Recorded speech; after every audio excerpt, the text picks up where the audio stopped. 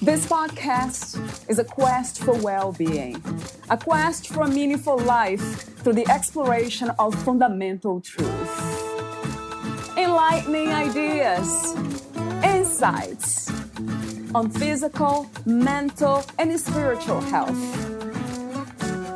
The inspiration is love. The aspiration is to awaken new ways of thinking that can lead us to a new way of being well. Welcome to Body, Mind, and Soul Healing Conversations.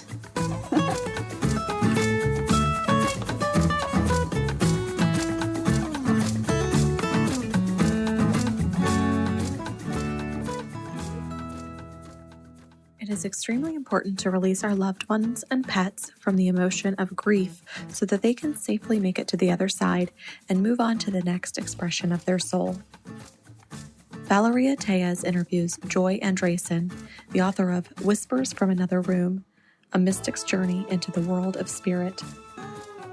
Joy Andreasen is a psychic medium, shamanic Reiki energy healer, spiritual consultant, and teacher, and published author of 3 books.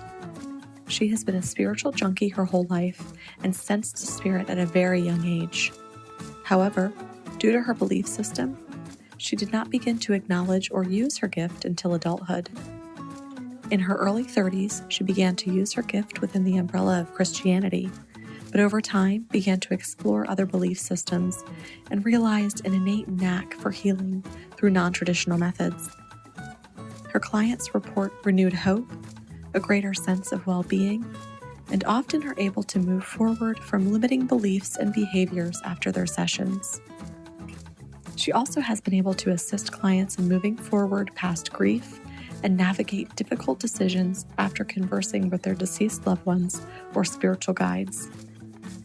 She hosts a monthly Zoom where she and the participants meditate as a group and send healing energy out into the world, allowing the guides to share and direct the agenda.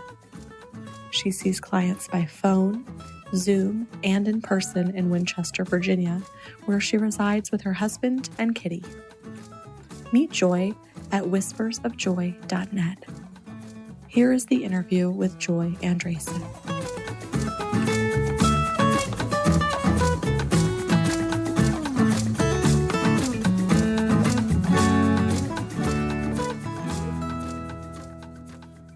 In your own words, who is Joy Andreasen? That's a good question. So, Joy Andreasen, I am just a spiritual being who lives in a physical body, doing my best to do good in the world. I love That's the simplest way to say it. How did you come to that understanding, Joy? You know, even when I was a small child, I remember I was very bashful and I never talked really. Yeah. But I had this understanding that the real me was inside, looking through my eyes. So I was constantly aware that my being, my consciousness was inside my body, that my body wasn't who I was, and that I was looking out from my eyes. Wow. So I always had that understanding. Did you have any spiritual awakenings, as some people call it? They call them awakenings. Oh, yes. Well, yes, very much so. I was born into a Pentecostal family. Right. My dad was a minister, and all my uncles were ministers, and my cousins, some of them are still ministers. And so we were a very spiritual family. Within the Pentecostal religion, though, I embraced it my whole life. Yeah. And then when I was 35, though, I think is when I really had my spiritual awakening. And that is when my belief system started not to work for me. Right, right. I really had to go within myself and do a lot of soul seeking. And I did a lot of investigating and saw, what does everybody else believe? Right. Because it was frustrating to me that some of the things that I'd always believed, they just didn't start to make sense. Right. And I was getting messages from the spirit world, and the messages didn't match. the belief system. So I really, it was what I always called it a dark night of the soul, but it was really an awakening. Do you think we can come to these understandings or deepen them without those experiences, which we call it suffering, hardships? I'm not sure that you can, because if everything is going fine, you don't really look for anything else. That's true.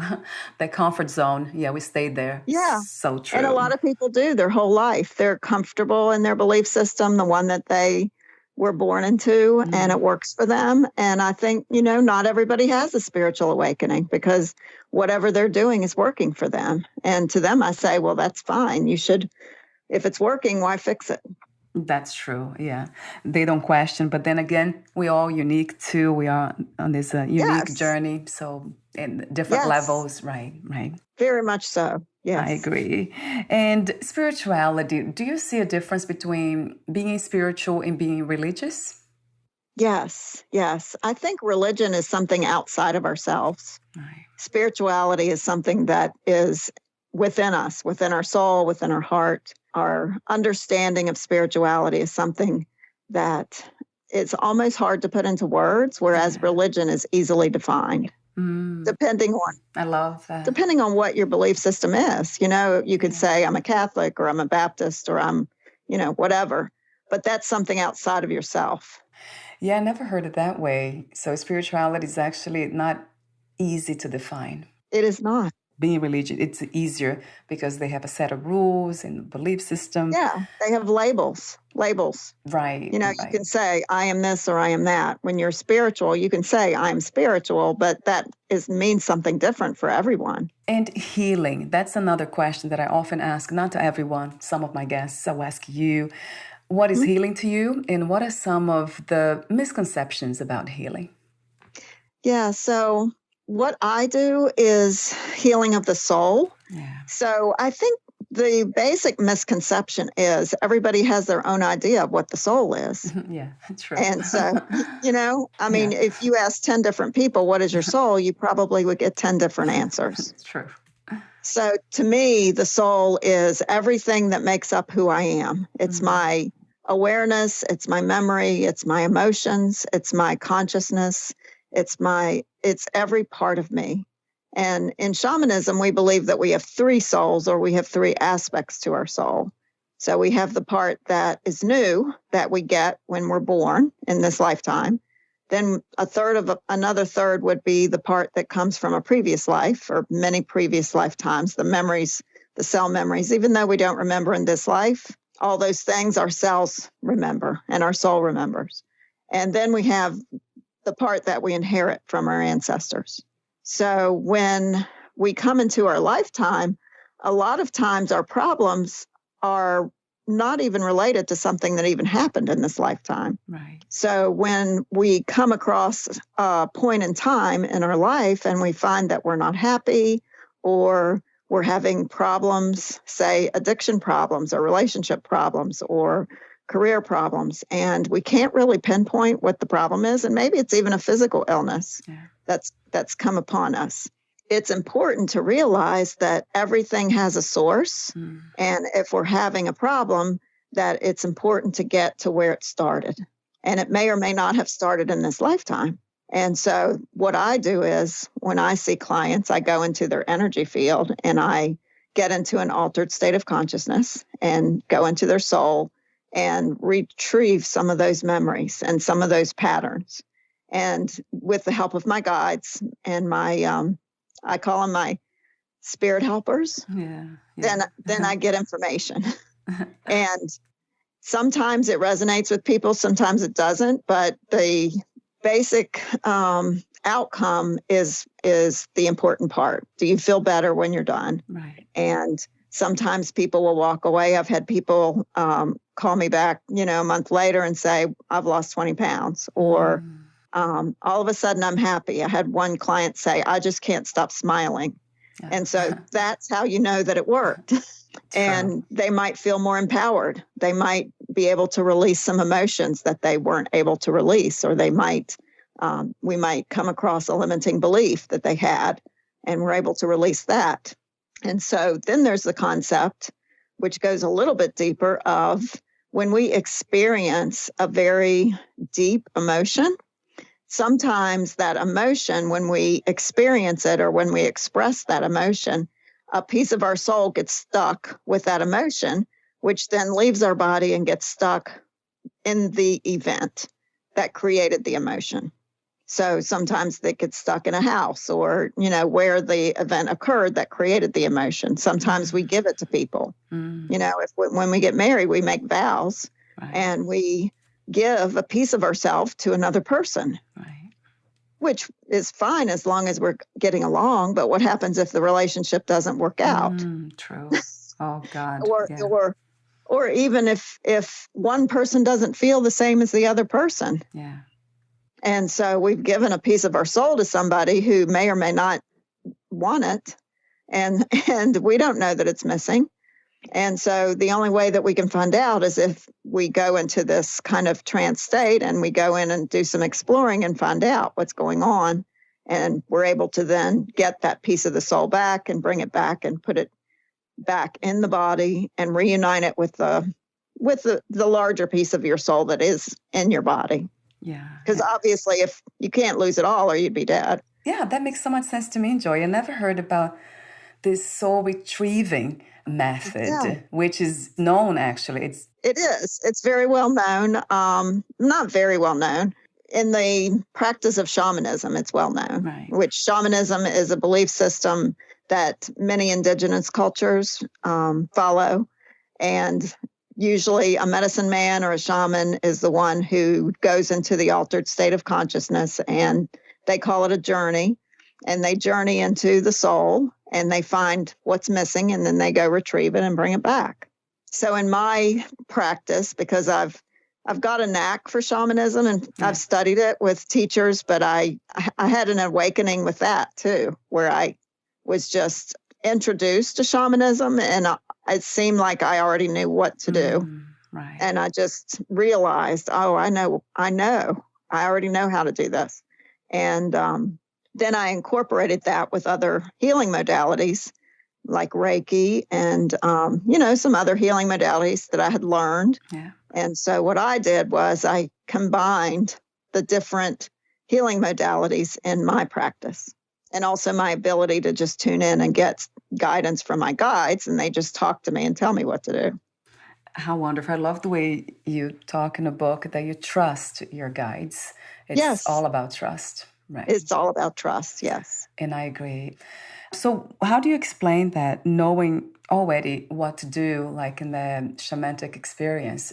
That means that you were a shaman in a different lifetime? Yeah, I believe so. I must have been. I actually remember, I wouldn't say I remember with my conscious memory, but a couple of times I've been in deep meditation.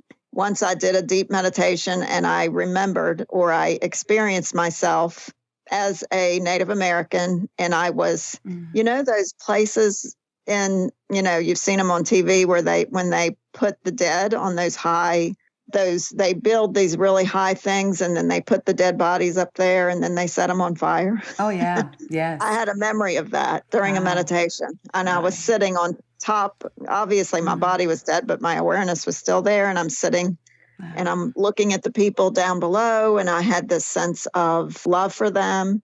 And at some point in the meditation, in the vision, I turned into a white bird and I flew away. And so it was almost like a memory of a very happy time where I was taken to the time right after I died in that lifetime. How fascinating that we can remember these things too, right, Joy? It's amazing to me. Yes, it was a complete shock to me because I was in a group. We were doing a group meditation and they happened to be using Native American music, and I was taken there immediately through the meditation to that kind of music. Going back to the retrieving the soul pieces, that makes sense to me because also I have experienced in dreams, every time I don't feel right, the emotions, the stress or something in the body, and then the subconscious goes back to where I used to live, in a house in Brazil where I grew up. And that's not pleasant, but it always goes back to that environment. And Oh, I you might have a see. piece of your soul in that location. Always goes back to that town, sometimes in a house or specific parts of the town. So Yes. that's interesting. That makes sense. So, and I don't have to go back to Brazil to retrieve my soul piece. I can, from here, I can do Yeah, that. you can do it from anywhere. Yeah. Yeah, I'm a lot more interested in hypnotherapy in all these modalities these days because I've been talking to so many people and that has opened up. I'm more open now. I'm still kind of hesitant and not afraid. Sure. So I'm wondering why do we hesitate sometimes? Is that fear, really? Or... Well, I think it's because we are not in control. Right. Because when it's really important to surrender our control in order to go into these places. And so much of our life is spent trying to be in control. Trying to know everything in this realm of knowing, right? Of knowing. Sure. Because we're afraid of what we don't know. Right. Yes. And if we don't know it, then we can't control it. Oh, God, Joy, I have to get out of that, of the mind. Yeah, I'm dwelling a lot in that knowing, the know mind, That's so much. I have a blog that I released yesterday called The Need to Know. Yeah. And it's all about how we think we have to know everything, and we really don't. Because it can be felt, like you said, some of your clients, they don't have to intellectualize, tell stories or anything, but they know that their lives is improving somehow. They feel better and they can see that. We don't need to intellectually understand. Right. And most of the time, though, when a person comes for a session, they'll be able to recognize there's some sort of evidence that they can acknowledge and agree with. So it feels right, or there's something that I am able to communicate to them that resonates with them. The component of trust is very important too, isn't it? Are we trusting ourselves, or is that important to trust you? It's more like a self-trust or the guide's trust that we need? So I think it's both. We have to trust ourselves, but we have to trust that I know what I'm doing. And I believe because of the way that I do it, my method, it really allows people to be able to trust the process. Yeah, because they can feel it. You're using the energy of love for healing. Which, who wouldn't trust that? Well, a lot of people wouldn't, because a lot of people are so wrapped up in fear. Right. And so it's difficult to let go of the need to control, because when they are controlling something, then they feel like they are protecting themselves. So a lot of it has to do with a feeling of not being safe. Yes. Yeah. And when they can let go of that and know that they're safe and that they can trust the process, then it's easier for them to open up and allow themselves to heal. And we are all very much unique, so it depends where we're at. And some of us won't be able to do this in this lifetime. But right, everybody's on their own path, right? But that's interesting too, Joy, because if we don't heal now in this lifetime, then we're going to bring all this to the next one, right? Well, exactly. And sometimes it's not even us. Sometimes if we have an ancestor that didn't heal something, then they pass that along. Just the way you get your hair color and your eye color, sometimes you get a problem that an ancestor had that's not even really yours. So... you made me breathe you can deeper. Look into family lines and say, well, this person was an alcoholic, and then his son was, and then his grandson, it passes down sometimes. Yeah. Yeah. So, and not only that, but the tendency, say, for example, just the tendency to be angry. Yeah. Well, the anger started somewhere from some place, and it could have started in a relative that then passed it along because they didn't fix it. So anything we don't find closure to or resolve in our lifetime, then we run the danger of passing it along to our children. You made me think even deeper now into becoming more courageous in that sense and doing more hypnotherapy work, energy work, and being more open to healing other levels. I feel like I have done the work because I have done a lot of work already. And I feel much lighter and joyful most of the time. It's beautiful. But then sometimes I do have nightmares in some situations that come up. I'm like, what is this coming from? Well, sometimes if you think about it, we're constantly especially in modern days, our senses are constantly in overload, especially if we watch TV or, there's all this stuff going on in the airwaves and the world. There's so much unrest. Sometimes our dreams are kind of our computer self rebooting itself and getting rid of all the junk. Oh, wow. Really? So sometimes those really awful dreams, the only thing it's doing is ridding all of the toxins out of our psyche. So that's good news in my case. It is good news. Now, it's not always that way. If you have recurring nightmares or, then that's probably an issue. But if you just have one every now and then it's probably just, your body and your consciousness getting rid of the toxic overload from just living in the earth realm. Right. So it's almost like a release. Yeah. Just releasing. Yeah. Yeah. And it is. It's not a recurring. I used to have recurring nightmares, but then I faced it. The day that I faced that one, then it stopped. Yes, everything. Exactly. Yeah. Our dreams are guideposts to tell us what we need to work on. Yeah.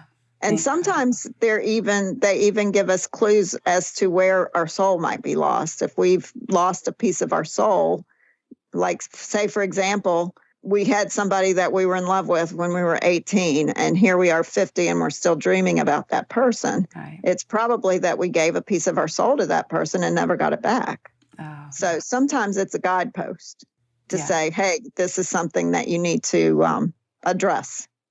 Yeah, thank you, Joy. It has been already an enlightening conversation. I've been learning from you at a deeper level. That's so nice to talk to you. What do you think the purpose of the human experience is as a whole? Are we trying to get to a destination? And if there is one, what would that be? I'm a little bit torn about it. I think, I've heard a lot of teachers say that we're here to learn lessons. And then I've heard other ones say, no, we're not here to learn lessons. We're here to just experience being human. And I think it's both. Right. I think it's both. I think that it's our soul longs for the physical body experience, because when we're not in our bodies, our consciousness lives on in another form. Right. And we carry with us all of the things that we learn and experience in all our different lifetimes.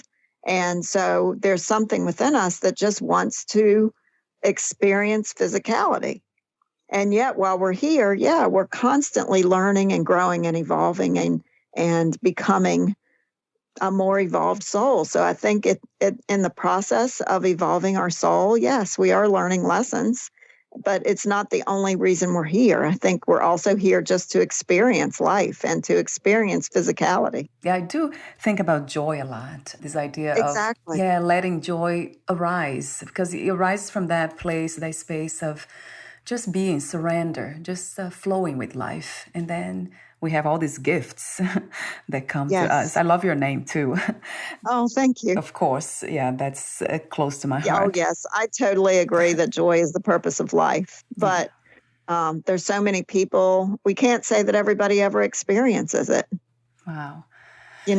Some people go through their life. And I remember once there was this lost community in the woods, and I was walking and I came upon it. And it was a encampment that was over 100, maybe 200 years old.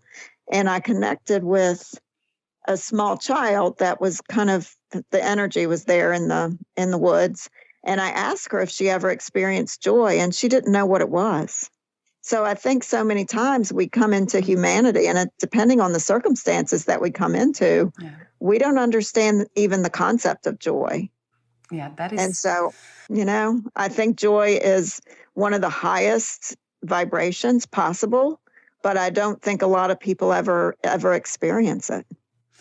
Yeah, that's kind of sad to hear. But we have to understand that we're all multidimensional beings, and we're here and we're going to live our life many, many, many lifetimes. Right. And we're all learning and growing and achieving more and more. And I think as we move on, we may not experience it in this lifetime, but our soul is eternal, and eventually we will. So you wrote the book, Whispers from Another Room, A Mystic's Journey into the World of Spirit. Yes. I do have another question for you. I have to remember that between soul and spirit. In the book, you mentioned the subtitle, the word spirit. Is there a difference, Joy, between a soul and a spirit? I would think that, just like I said, the word soul means different things to different people. Yeah. I think it's the same with spirit. The reason I use the word spirit is just so people would understand that word, because I think people understand that as the essence of divinity. Right. So anything that is benevolent and maybe may or may not be benevolent, but that which doesn't have a body. Yeah. So the consciousness that is all around us and above us and beneath us and all around us, but doesn't necessarily have a physical body. Yeah. So they are I heard a shaman once. Yeah. I heard a shaman say, spirit is everything that happens when your eyes are closed. And talk to me for a moment about the inspiration and also the intention of writing your book. Yeah, so I've been doing this quite a while. And so sometimes I just have people asking questions. What all do you do? What does this mean? What does that mean? And so this book was meant to be an answer to all the questions that I've gotten over the years. And so I took each chapter and took on a different subject of different questions that people have asked me.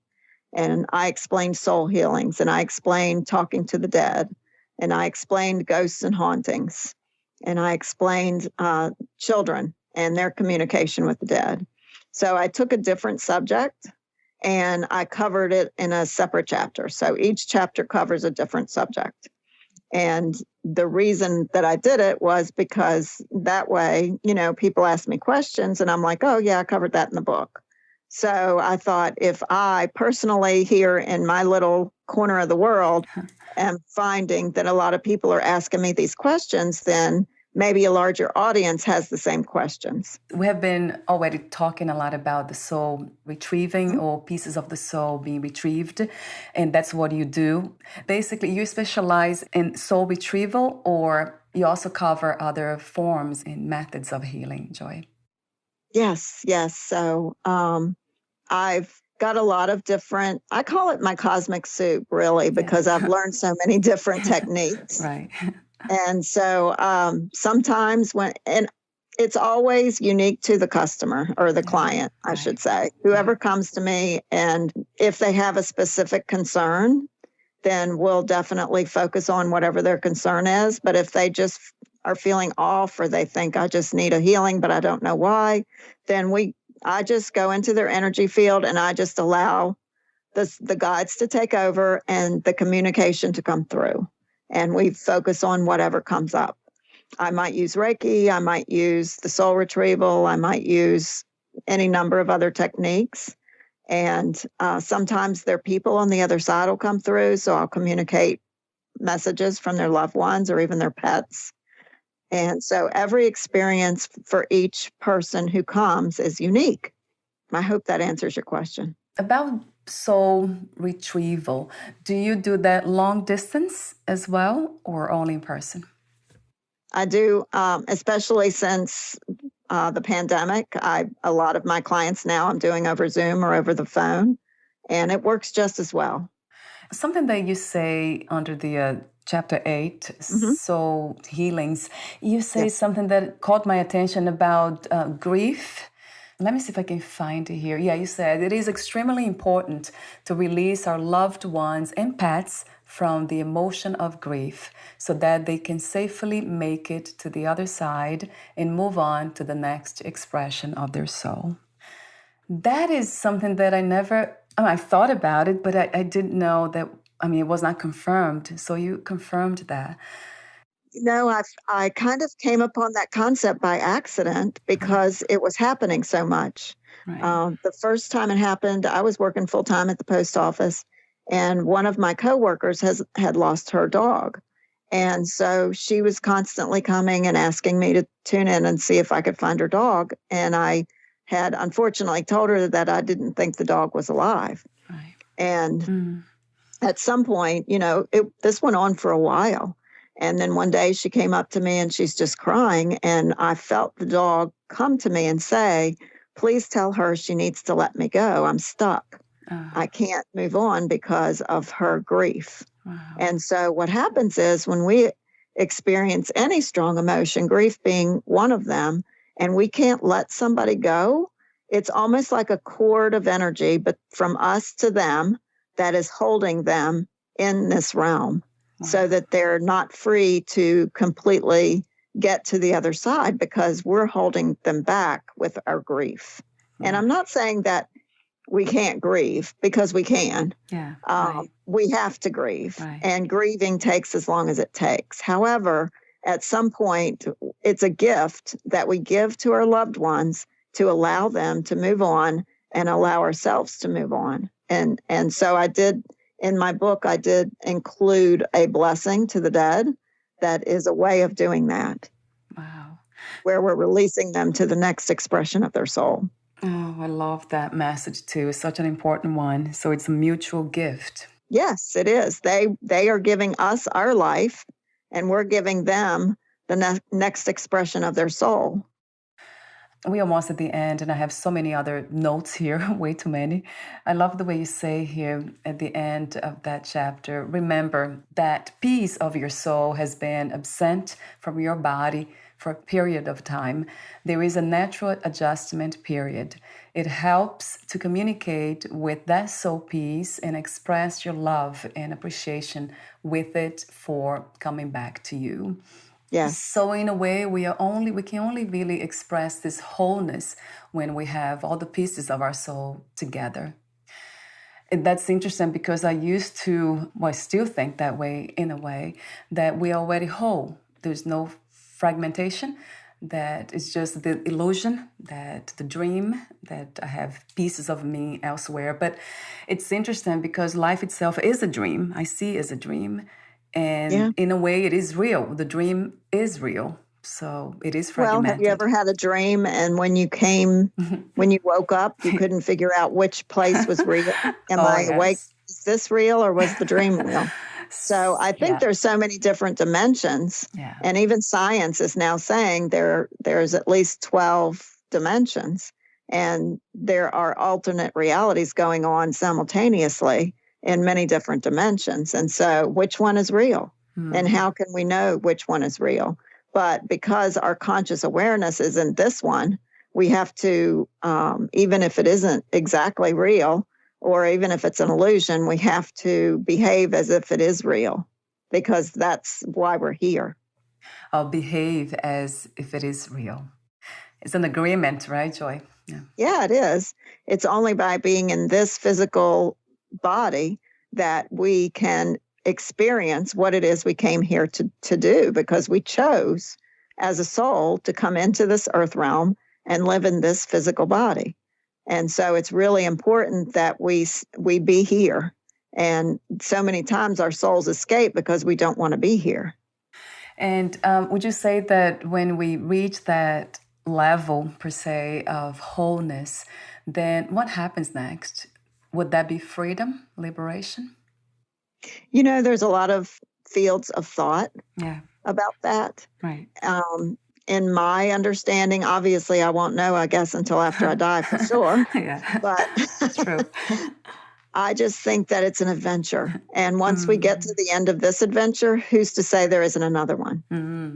And, you know, a lot of people who probably are more aware than I am say that we kind of merge back into the divine.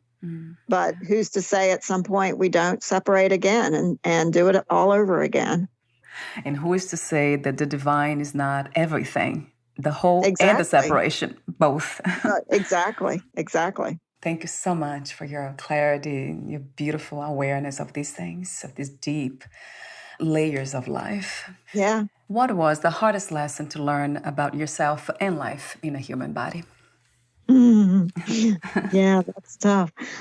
Thinking back on my life, I seem to have always felt like from a child that I had some great purpose for being here, and I just didn't know what it was. And so I was always very spiritual. And as a young child, being raised born again Christian, I was limited because I only had the Bible to look at. And so I read the Bible 1,000 times. And we went to church 3 or 4 times a week. And so everything I knew was in that belief system. But I always thought I have this huge purpose. I'm here to save the world in some way. And at some point, when that didn't work anymore, I had to re-emerge and recreate myself as a different person. Right. That was the hardest thing because the platform that I had within the church wasn't there anymore. And so then I thought, well, how can I fulfill my purpose in the world without this platform? And that was the hardest thing. And it took years. It took years because, I was given messages within the church as in the gift of prophecy. And when I didn't have that anymore, I just turned it off. And I was like, well, I have nobody to give messages to. I have no purpose in life. I don't know who I am. That was the hardest thing. Wow. That was the hardest thing. But it was the best gift because it forced me to look elsewhere, and it forced me to look at my soul, and it forced me to look at my real place in the world and to experience things I'd never allowed myself to experience. And so sometimes the hardest lessons are the greatest gifts. In a way, they are a door to rebirth. It's being born again, isn't it? Yes. That idea. Yes. What is another word for healing?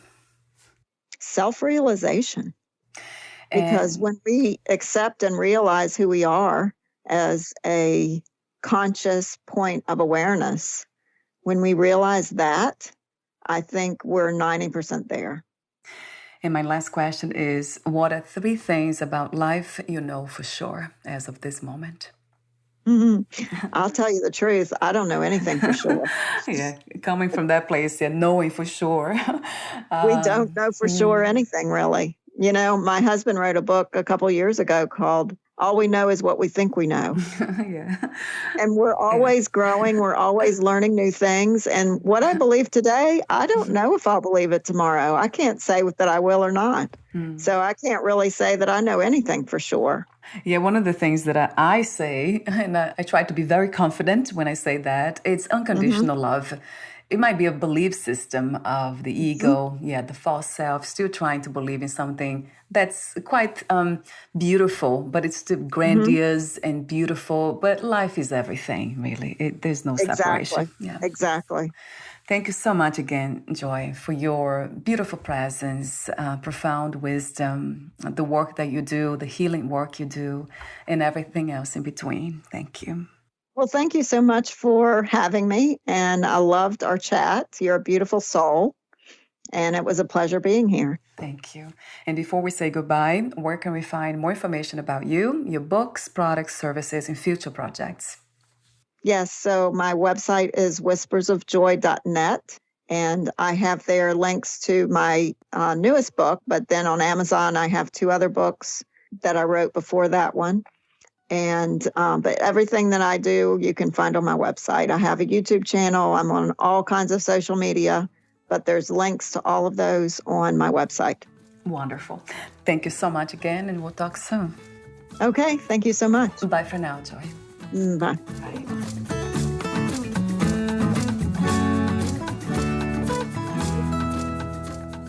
Thank you for listening. To learn more about Joy Andreasen and her work, please visit whispersofjoy.net.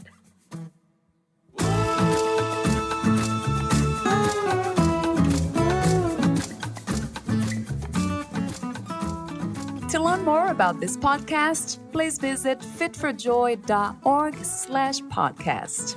Thank you again for listening, and bye for now.